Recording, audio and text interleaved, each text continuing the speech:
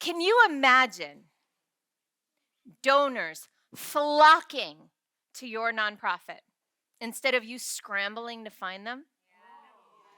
Can you imagine ending the stress of constantly finding new donors while trying to keep the ones you've got?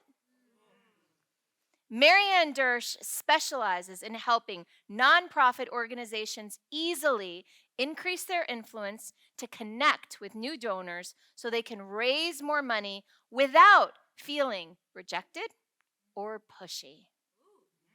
Her effervescent badassery calls you to be more influential in your work and life. She's known for her love of ultra high heels, extra large Diet Cokes, and short karaoke rotations. Please welcome Marianne Dersch. Woo!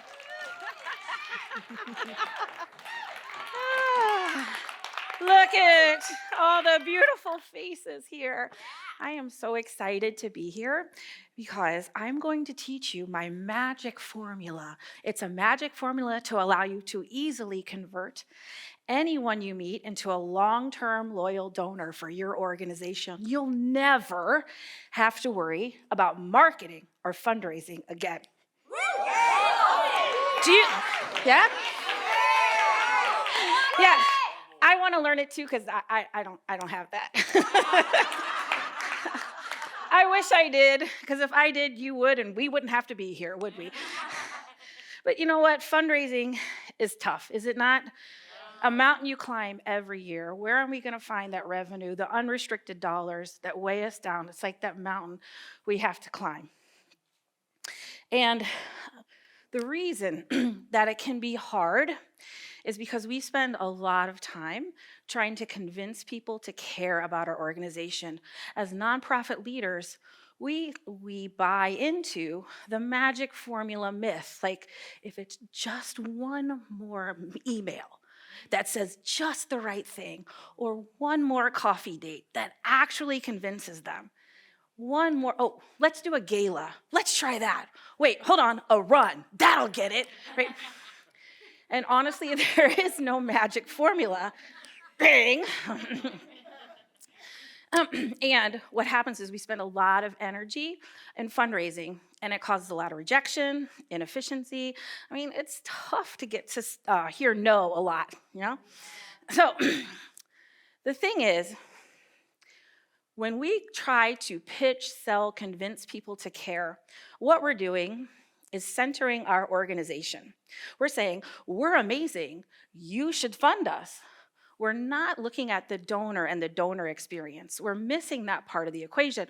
We're assuming that if we say the right thing, we can make that person do something. And you guys, if I could do that, I would totally teach you how to do that. And I would teach my family and everyone around me, if I just use the right word, you're going to do exactly what I want, okay?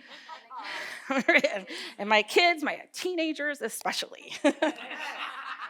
So we pitch and convince and sell, and what we do is we lose the donor in that equation, what their needs are, what their values are. So guess what? I'm going to make a statement for you. Your job is not to convince people to care about your organization. That is not your job. Whew. All right. Cool. You don't have to convince people to care. And you're like, okay, Marianne, got that. You might want to tell us what we do want to do. I will. And first, this is what we're going to do. I want you to put your left hand on your heart and then your right hand on top. And then close your eyes or lower your gaze. And I want you to think about, what is the legacy you want to leave in this world? What is the gifts that you want to give to your children, to their children? What is the change you truly seek for yourself and for the community around you? Are you feeling that? Yeah. Okay. This is what you're tapping into right now, is your philanthropic heart. All right? This is why you care about one cause over another. Now you can release your hands if you'd like. So our philanthropic heart is born of what you just visualized, your highest and best good, right? And it's shaped out of our childhood experiences, right? That shapes almost everything else in our life, right? All our other relationships, how we feel about money, marriage, family, friends, work, right? All of these fundamental organizing childhood experiences, because those experiences want us to relieve a pain, right? And then in our philanthropic heart, we can attach that to a gain or a change that we seek. In traditional fundraising, we're only really looking at relieving a pain, which can feel transactional, right? Like, hey, this, and I know we all know because we deal with hurting, suffering people every day, but it can feel transactional. So, this person is suffering, so give us this money and we'll fix that. That is one part. But the philanthropic heart attaches us to the upper part, right? That higher good. So I want to explain to you, or I want to give to you my philanthropic heart so you can understand how this concept works. Okay? So, is that okay? Can I share my story? Okay. Here we go. I was what you might like to call unexpected in this world. My mom had 4 kids in 6 years. And then 6 years and some change later, when my mom was almost 40, which was incredibly old at the time to have a baby, I came onto the world. Yes, not done yet, Mom and Dad, not done yet. Here comes Mary Ann.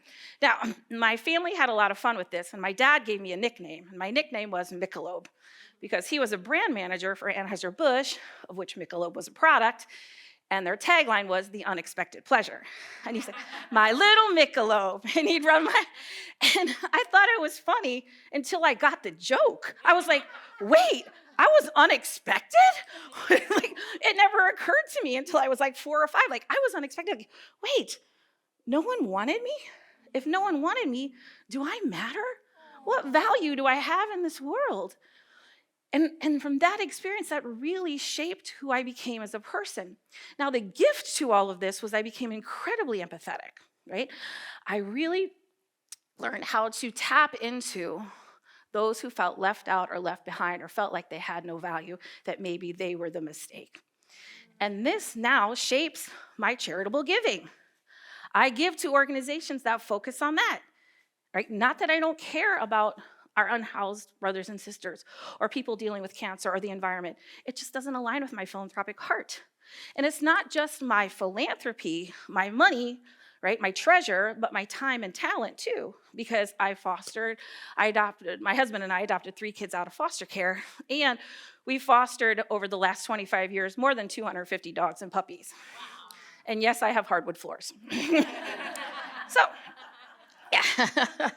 So that is my philanthropic heart. And it is such a part of me. It's the deepest part of me as my birth order. And you can't change a philanthropic heart. You can only connect to it, right? And the pain of fundraising and the pain in our life in general comes from the gap between like who people are and who we want them to be.